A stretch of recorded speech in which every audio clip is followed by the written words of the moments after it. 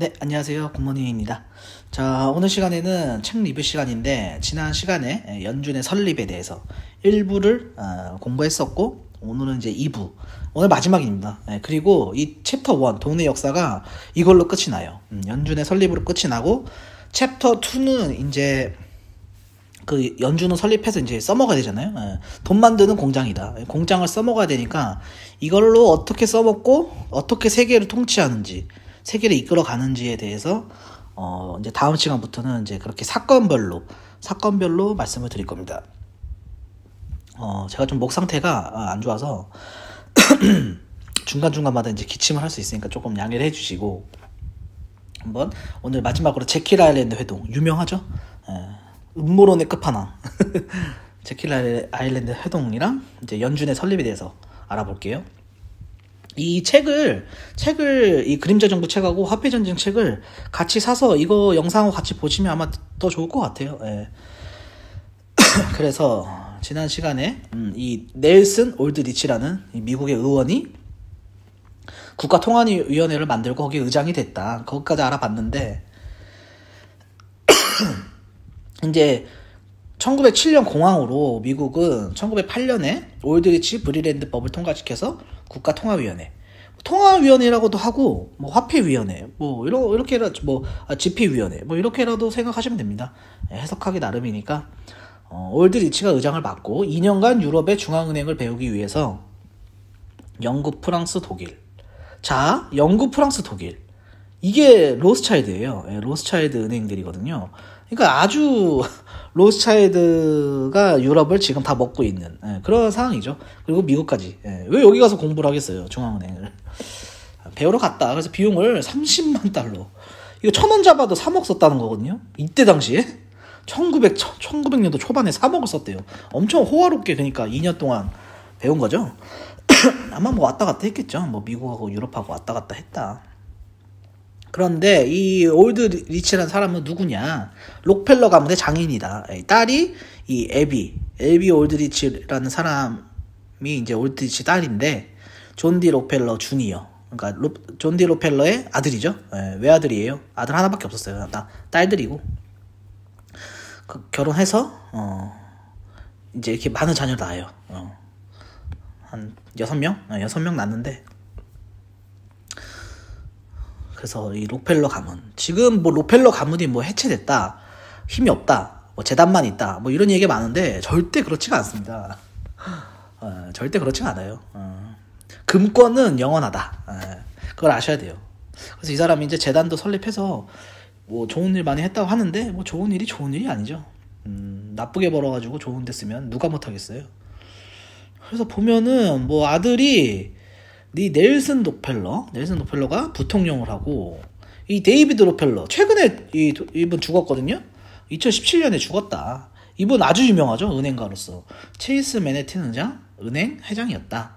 그 다음에 이 CFR 외교 문제 협의회, 이것도 아주 나중에 알아볼 거지만 문제 많은 집단이죠.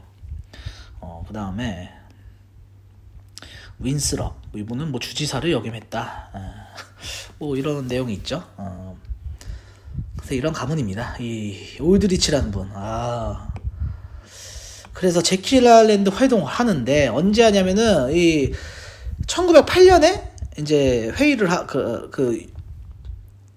유학 가죠. 중앙은행 배워서 유학 간 다음에 이제 구조가 어떻게 되어 있는지 기본적으로 알아야 될 거 아니에요. 왜냐면은 이 올드리치라는 분은 은행가가 아니에요. 은행가가 아니기 때문에 은행에 대해 잘 모르죠. 그리고 이제 로스차일드를 만나야 되니까 간 거죠. 그래서 갔다 와서 이제 1910년 11월 22일서부터 30일 9일간 제킬 아일랜드 회동을 하는데, 이게 아주 비밀리에 했다 그러죠. 이 공지사항 보시면 앞으로 2주간은 초대되지 않는 회원은 어떤 회원도 출입을 금한다. 이 클럽의 모든 직원은 대륙에서 선발해 오고, 초대된 분들에게는 이름만 부르는 게 허용되고 성은 호칭할 수 없다. 왜냐면 성과 이름이 합쳐지면 미국은 이름 따로 성 따로잖아요. 그러니까 이름 부르면 누가 누군지 모르니까 이제 그렇게 이름 부르는 거죠. 클럽 주변 80km 반경까지 기자들 출입 금한다. 그래서 제가 또 이 제킬 아일랜드, 이 조지아주에 있더라고요. 보니까 여기 있어요. 그래서 밑에 보면 더 큰 지도인데 이렇게 제킬 아일랜드라고 그 구글 지도에서 가져왔습니다. 보니까 여기가 백만장자 부자들만 아는 시크릿 여행지래요. 저도 처음 알았어요. 자료 만들면서 처음 알았는데 위치까지는 처음 알았습니다. 그래서 이제 기차는 올드리치 전용 기차였고, 그 다음에 호텔은 JP모건의 소유였다. 그래서 지금 좀 이따 뒤에서 볼 거지만 지금도 있더라고요. 보니까 이번 회동은 절대 비밀이다. 참석자들은 서로 친구처럼 이름을 부르고 식당 칸에 갈 때도 눈에 띄지 않게 두세 별씩 짝을 지어 행동하고 같이 식사하는 사람 외에는 서로 모르는 척을 했다. 그러니까 누구냐? 7명이 바로 요 왼쪽에 있는 요 사람들인데, 요 사람들 보면 크게 보면은 이제 의회 대표 이 넬슨 올드리치, 그 다음에 정부 대표 재간부 차관, 그 다음에 은행 대표들, 당시에 잘 나가는 은행 뭐 시티은행, 퍼스트 내셔널 은행, 그 다음에 JP모건, 그 다음에 JP모건 오른팔 뱅커스트러스 사장, 그리고 제일 중요한 요 폴 와버게라는 사람이거든요. 예. 이 사람도 이제 은행 대표인데 쿨러사 사장인데 그보다 더 중요한 게 로스차일드의 대리인이다. 요 사람이 다 만듭니다. 사실 유럽의 중앙은행의 대표다. 로스차일드의 대표다. 그래서 이렇게 7명이서 회동을 하죠. 보시면 이 퍼스트 내셔널 은행하고 시티은행하고 나중에 합쳐져요. 그래서 시티은행이 되고 그 다음에 JP모건. 그리고 나머지 은행들은 그렇게 없거든요. 그러니까 지금도 JP모건하고 시티은행이 거의 이렇게 경제 이렇게 뭐 예언을 하면 거의 맞습니다. 예. 그래서 이거 어떻게 알려졌냐? 그러니까 이 프랭크 밴더리프라는 사람이 이 뉴욕 내셔널 시티은행 장이었는데, 이 사람이 이제 죽기 2년 전에 양심 고백을 합니다. 이 세러데이 이브닝 포스트, 여기서 The First Name Club이라는 이 제목의 기사로 폭로를 해요. 나는 여느 음모론자와 마찬가지로 마치 도주하는 범죄자처럼 비밀스럽게 우리가 결사가 발각되었다는 것은 모든 노력과 시간이 숲으로 돌아간다는 것이었다. 참석자들의 신분이 노출되고 우리가 모여 기한했다는 사실이 알려진다면 그 법안은 절대로 의회에서 통과되지 않았을 것이다. 이렇게 양심 고백을 했다고 합니다. 다 밝혀지는 거죠. 그래서 요 사진 보시면 여기가 그 회동 장소, 제킬 아일랜드 클럽 호텔이라고 해요. 되게 좋네요. 그러니까 주변에 뭐 아무것도 없죠. 다 숲으로 우거져 있는, 굉장히 좋다. 그래서 이 넬슨 올드리치라는 의원이 유일하게 이제 비은행가였는데 1881년도에 재산이 약 5만 달러밖에 안 됐어요. 우리나라 돈은 5천만 원인데 1달러를 1,000원으로 계산했을 때입니다. 근데 1911년 갑자기 3천만 달러로 약 300억으로 재산이 증가한다. 무슨 짓을 한 걸까요 도대체? 5천만 원 재산에서 300억이 되려면 아주 투자하는 거 배워야 돼요. 그래서 회동의 주요 안건은 첫 번째는 이제 민간주도 중앙은행을 설립하는데 이제 장애물을 어떻게 해결할 거냐, 그런 거였고, 그다음에 대형은행들의 시장 점유율을 늘리는 방법. 당시 이제 중소은행들이 지금도 많지만 미국은 그런 축소 방안, 대형은행들이 다 먹는 거죠. 세 번째는 미국 경제가 지금 호황인데 그 대기업들의 이익이 증가하니까 대출을 안 받는 거예요. 그러니까 그런 거 어떻게 해결할 건지, 대출 감소 해결 방안. 그다음에 네 번째는 새로운 중앙은행에 대한 대중의 인식. 굉장히 은행가들에 대해서 굉장히 인식이 안 좋았어요. 뭐 지금도 안 좋죠. 저는 사실 안 좋지만, 그래서 이름을 연방 지급 준비 제도로, 마치 국가기관이냐, 그렇게 이름을 짓습니다. 그래서 전국을 12지역으로 나눈다. 그래서 각 지역에서 대표 한 명을 선출하여 관리하고, 이 조직은 영리를 목적으로 운영한다. 비영리가 아니에요. 영리예요. 정부에게 돈을 윤정해 주는 것을 목적으로 한다. 이 조직은 마치 정부기관처럼 보여야 하고 대통령이 임명해서 상원에서 인준하도록. 그러면 국가에서 하는 것 같잖아요, 꼭. 그리고 의회가 연준을 통제한다. 이 말은 이제 예산이죠, 예산. 예산을 의회가 정한다. 최근에 부채안도 협상됐죠. 그래서 정부가 이사회 대표 자격을 가지며 다수 구성원은 은행협회가 통제한다. 이렇게 통제하는 것처럼 보이지만 아닙니다. 그래서 연준의 구조에 대해서 이거 알아볼게요. 이거 아마 처음 보신 분들 많을 텐데, 연방준비제도, 대통령이 임명하고 상원에서 인준하게 돼 있다. 뭘 인준하냐? 이 FRB가 이제 7명의 이사진을 FRB라고 해요. 이 7명의 이사진을 뽑는 겁니다. 임기는 14년이고 재임 안 되고 2년마다 한 명씩 교체한다. 그러니까 돌아가면서 2년마다 이제 투표를 하는 거예요. 그래서 연임이 되면은 이제 14년을 채울 수 있는 겁니다. 그런 식으로 이제 구조가 돼 있는 거예요. 그 다음에 이 밑에 12개의 지역은행장들이 있는데 연방준비은행이다. 임기는 5년이고 재임 가능하다. 그러니까 10년 할 수 있죠. 그리고 이 사람은 누가 뽑냐? 위원회에서 뽑습니다. 이 지역은행위원회예요. 그 위원회가 9명이 구성이 되는데 거기서 은행장을 선출해서 이 FRB 이사진의 승인을 받아야 은행장이 될 수 있습니다. 그 다음에 요 가운데 FOMC 회의가 있죠. 이게 이제 금리 결정 기구잖아요. 그래서 어떻게 이 FOMC 회의는 총 12명으로 구성이 되어 있는데 이 7명 이사진 전원과 그 다음에 지역준비은행 5명에서 설출을 해서 투표를 해서 금리 결정을 한다. 그래서 6주마다 회의를 열고 기준금리나 통화정책을 결정하고 총 12명으로 구성하되 7명의 이사진과 5명의 연방은행장으로 구성을 하지만 한 명은 고정이에요. 뉴욕 연방은행장이 고정입니다. 고정해서 부위원장을 맡고 나머지 은행장들은 서로 이제 돌아가면서 한 명씩 한다. 그런 구조로 돼 있어요. 그래서 이 구조를 알고 계셔야 됩니다. 그래서 지도로 보면 이렇게 12개의 지역으로 나눠지죠. 1번 보스턴, 2번 뉴욕, 3번 필라델피아, 4번 클리브랜드, 5번 리치몬드, 6번 애틀랜타, 7번 시카고, 8번 세인트루이스, 9번 미니애폴리스, 10번 캔자스시티, 11번 댈러스, 12번 샌프란시스코. 근데 사실상 근데 누가 이 대빵이냐? 이 연준은 돈 찍어내는 기관이에요. 이 미국 의회에서 채권을 발행하는 법안을 만듭니다. 그럼 미국 정부에서는 채권 발행을 해요. 그러면은 이 연준 돈 찍어내는 공장에서는 달러를 찍어내서 줘요. 이런 식으로 흘러가요. 순서가. 그러면은 이 중간에 이 시중은행들이 이 채권을 발행하면 이 시중은행들도 채권 사거든요. 그거를 누구랑 또 거래를 하냐? 이 연준하고 거래를 합니다. 채권과 증권을 연준하고 거래를 해요. 그래서 이 시중은행이 채권을 사서 또 넘기고 현금을 이제 확보하면 지급 준비금 제도가 있죠. 10%만 남겨두고 90% 대출해주는. 그거를 이제 국민한테 가는. 그래서 예금과 대출을 해주는.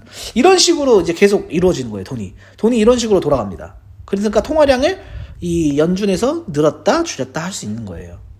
이런 구조이기 때문에. 근데 국민은 또 국가한테 세금을 내죠. 이 세금을 내면은 그걸로 이 채권 원금하고 이자를 갚습니다. 이런 식으로 돼 있는 거죠.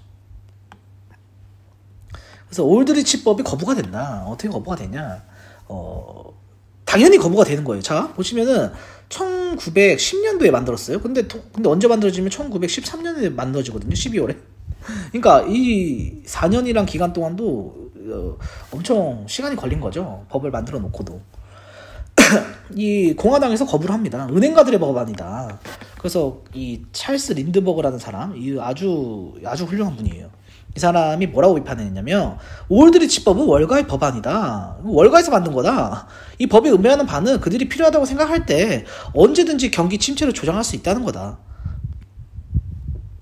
국민을 대표한다는 저 올드리치 의원은 정부의 녹을 받으면서 오히려 특수 이권층을 대표해서 이런 법안을 내놓았다. 엄청 비판하죠. 그래서 월가의 7인 월가의 법이라고 그랬잖아요. 그 월가의 7인이 누구냐? 이런 식으로 돼 있습니다. 이 모건 사단과 그 다음에 이 록펠러 사단 이렇게 나눠져 있어요. 근데 다 로스차일드에 다 연결이 돼 있거든요. 그래서 보시면 이 월가의 7인 이 JP 모건 항상 있죠. 그 다음에 존 디 록펠러 이 둘은 항상 있는 거예요. 이 둘은 2살 차이잖아요. 둘이 2살 차이인데도 항상 있다. 대빵이다. 그 다음에 이제 미국의 철도왕 이 제임스 힐이라는 사람은 JP 모건 사단 소속이거든요.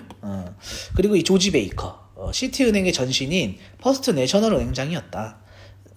이때 당시는 이제 모건 사단에 있었다가 이 존 디 록펠러랑 윌리엄 록펠러 이 둘이 스탠다드 오일을 창업을 하거든요. 회사를 차려요. 석유회사.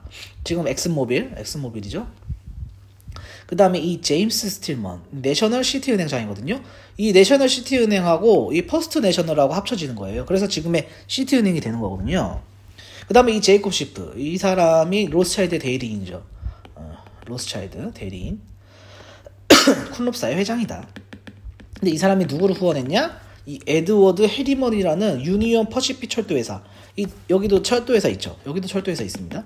각각 철도회사를 갖고 있는 거예요. 거기를 후원했다. 이렇게 후원을 한 거예요. 근데 이 둘이 한 번 붙은 적이 있어요. 모건하고 록펠러하고. 이게 미국 철도 개발이 한창이던 때 모건의 노던 퍼시픽 철도, 이 철도왕 여기에요. 그 다음에 이 제이콥 시프의 유니온 퍼시픽 철도가 서로 부딪힙니다. 그래서 이것도 되게 재밌어요.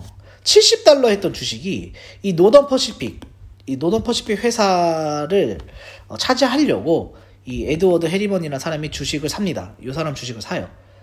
그러니까 철도 길이 동부 서부 나눠지면서 서로 계속 이게 개척하면서 넓혀가다가 사업을 넓혀가다가 이제 둘이 붙은 거예요.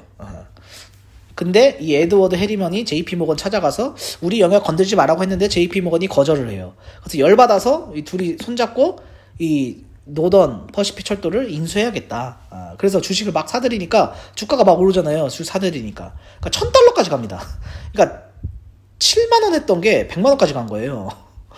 그러니까 결국 이제 금융권의 중재로 금융 환전권들의 중재로 JP 모건이 노던증권을 지주회사로 설립해서 이 제임스 휠과 해리먼을 공동이사로 선임해 이달락 된다. 그러니까 이 에드워드 해리먼 이 사람한테 반 내준 겁니다. 요 회사거든요. 요 회사를 요 사람도 반 가질 수 있게 한 거니까 JP 모건이 진 거예요. 그러니까 제이콥 시프가 이겼다. 그렇게 보시면 돼요. 그래서 이 법안 통과가 안 되니까 결국 민주당으로 갈아탑니다.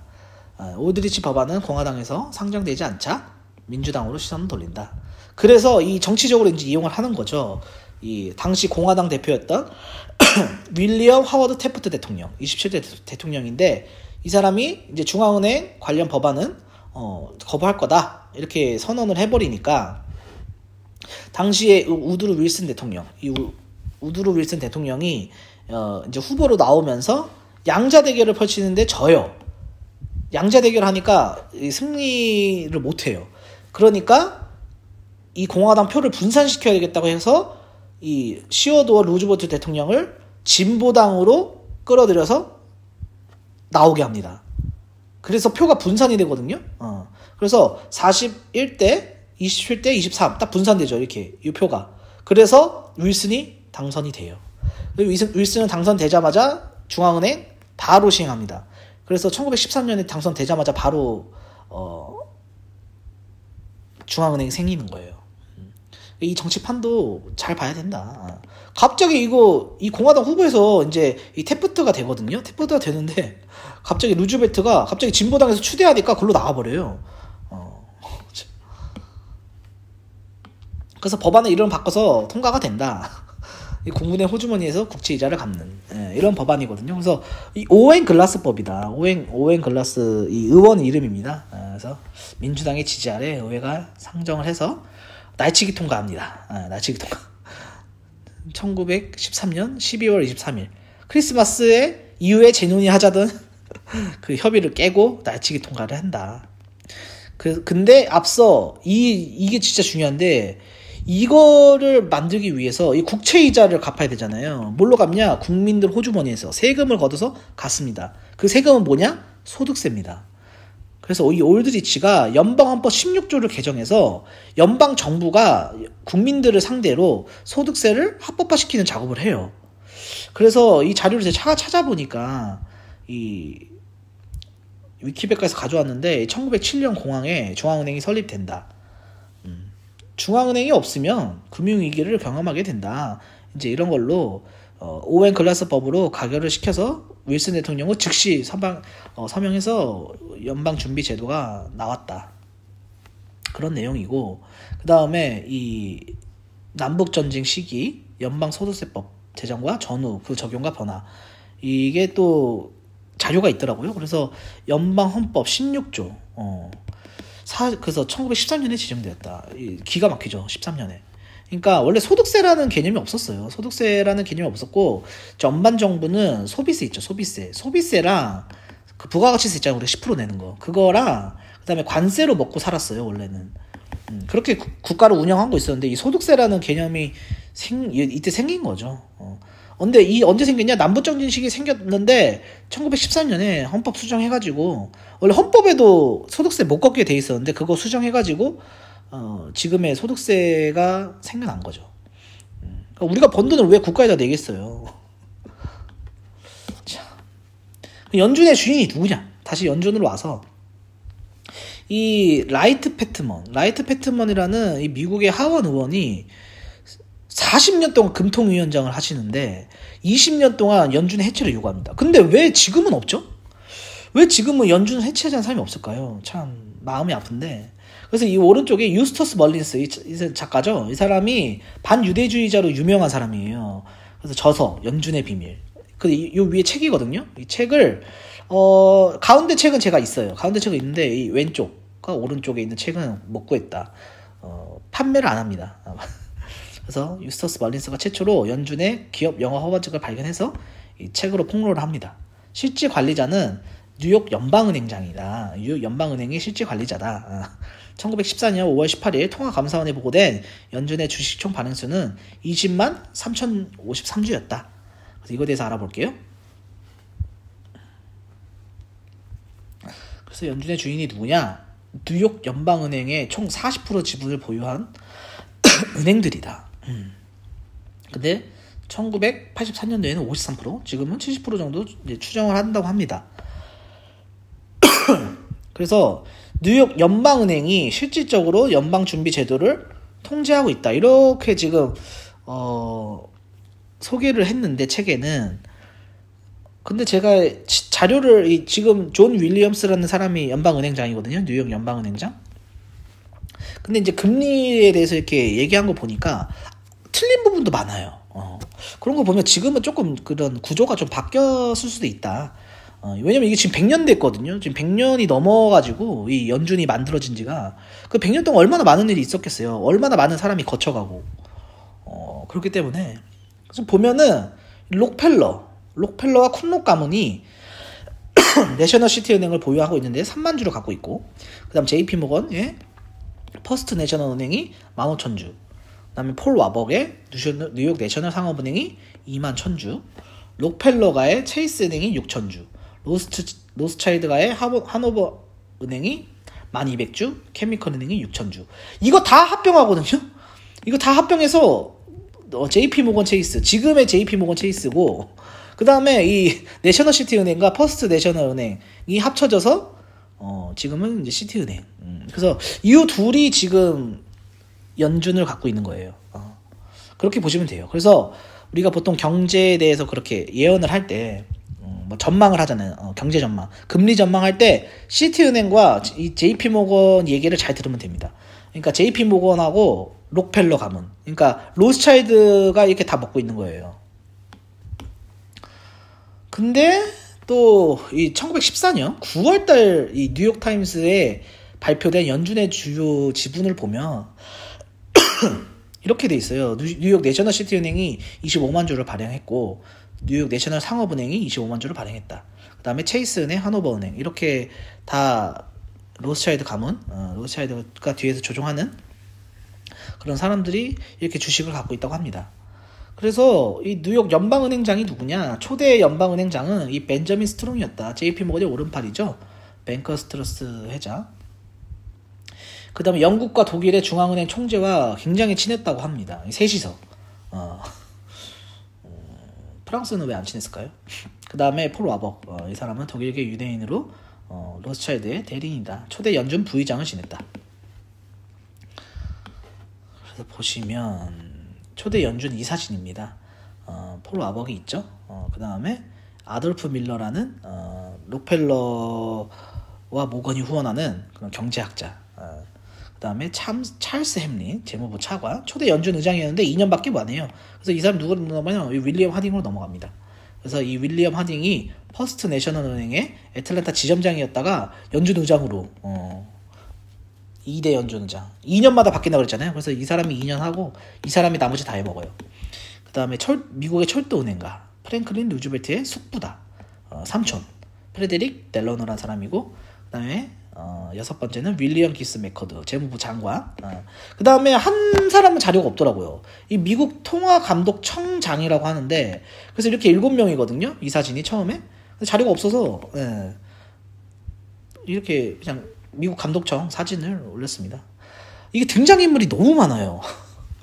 진짜 이거 정리하면서 느낀 게 정말 이 악의 세력들의 정말 이 등장인물이 너무 많아가지고 참. 근데 물론 계속 보이는 사람 있죠. 폴 와복 이런 사람 계속 보이죠. 그래서 제일 중요한 거는 이 베일에 쌓인 연준 자문위원회다. 이 자문위원회를 이게 연준 홈페이지거든요. 연준 홈페이지에서 제가 가져왔는데, 이 뭐라고 지금 이렇게 돼 있냐면, 지금 회원으로 오면 이렇게 지금 12명이 있어요. 12명이 있는데, 이게 이제 보이지 않는 연준의 원격 제어 시스템이다. 이거를 폴 와벅이 만든 거예요. 폴 와벅이 이 시스템을. 회심의 역작이다. 근데 이 자문위원회가 어떻게 돌아가는지 아무도 모르는 거예요, 이제. 이 자문위원회는 12개의 연준은행, 지역연방은행이죠. 대표 한 명씩을 선출해서 매년 워싱턴에서 4차례 연준 이사진과 회담을 한다. 그래서 요때 아마 다, 이 분기마다 하거든요? 분기마다 하는데, 요때 다 이렇게 지시를 내리는 게 아닌가. 그렇게 생각이 들어요. 지금 누군지를 모르겠어요, 다. 왜냐면은, 이 사진도 없고요. 사진도 없고, 지금. 그래서 분기마다면은 이제 1분기, 2분기, 3분기, 4분기. 그러니까 중간에 2월 달에 한번 회의하고, 또 5월 달에 하고, 그 다음에 또 9월 달에 하고, 12월 달에 하거든요. 이런 식으로 돌아간다. 분기마다 1회씩 첫 번째 목요일에 실시를 하는데, 이 자문위원회 임기는 1년이래요. 임기 1년인데 3회까지 가능하니까 이제 3년 할 수 있는 거죠. 이 자문위원회가 지시를 내린다. 그러니까 이 사람들이 악의 세력일 가능성이 굉장히 크죠. 그리고 지금의 그런 연방준비은행장들, 그다음에 이사진들은 물론 그들도 다 그런 악의 세력들일 수 있지만 우리가 앞서 그 구조를 봐보면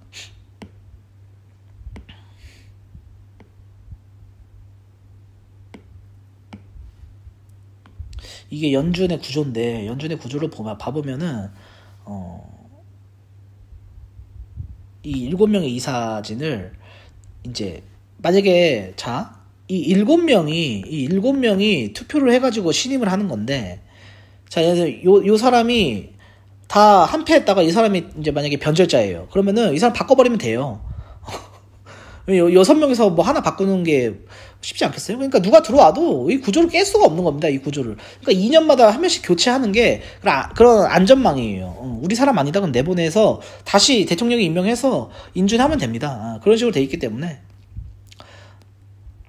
그리고 12명의 지역은행장들, 이게 다 그냥 바지 사장일 가능성도 있고, 아니면 실제로 뭐 힘이 있는 사람이 있을 수 있고. 그래서 제가 다음에 경제 영상을 올릴 때 한번 누가 지금까지 금리를 다 맞췄는지, 누구 말대로 됐는지에 대해서 지금 자료를 정리하고 있어요. 그래서 한번 알아보려고. 근데 뉴욕 연방은행장은 일단 지금은 별로 힘이 없는 것 같아요. 왜냐면 틀린 게 많기 때문에. 틀린 게 많기 때문에 아닌 것 같고. 그래서 이렇게 연준에 대해서 알아봤는데, 참 지금 왜 연준에 대해서 이렇게 비판적인 사람이 없는지 참 그것도 마음이 아프죠. 그래서 오늘 참 돈 만드는 공장이 연준에 대해서 알아봤고, 다음 시간에는 이제 2차 세계대전에 대해서 알아볼 거예요. 2차 세계대전에서 알아볼 거고, 이제 사건마다 사건에 대해 사건을 위주로 알아보겠습니다. 그럼 경제공황 29년도에 대공황이 오잖아요. 그런 거에 대해서도 왜 오고 또 어떻게 이겨내는지 이 연준의 그 역사와 함께 한번 알아보겠습니다. 참 이 만들어질 때는 이 초대 연방은행 뉴욕 연방은행장이 짱이었는데 이 사람도 4년밖에 못해요. 이 사람도 부의장을 그렇게 오래 안 합니다. 그러니까 연준에 바지 사장 세워놓고 다들 자기 그런 은행 자기 밥그릇 차지하는 게 바빠요. 바지 사장 세워놓고 이 사람도 이제 회사 운영하거든요. 회사 운영해서 돈 벌어요. 그러니까 그리고 막 대외 활동을 많이 하기 때문에 연준은 그냥 바지 사장을 세워놓고 그냥 시키는 대로 하는 게 아닌가 그렇게 생각이 듭니다. 그래서 이 사진들 보면 막 그렇게 막 그런 일루미나티의 그런 어떤 회원이다 뭐 이렇게까지 뭐 우리가 모르지만 프리메이슨은 다 프리메이슨이겠죠. 근데 그렇게까지 우리가 모르니까 그 악의 세력의 역사에 대해서 제가 영상 올릴 거거든요. 프리메이슨의 역사와 일루미나티의 역사 지금까지 어떻게 구성이 되어 있고 왔는지 역사가 존재해 왔는지에 대해서도 알아볼 겁니다. 네, 오늘 저 영상 또 길었는데 시청해 주셔서 감사합니다.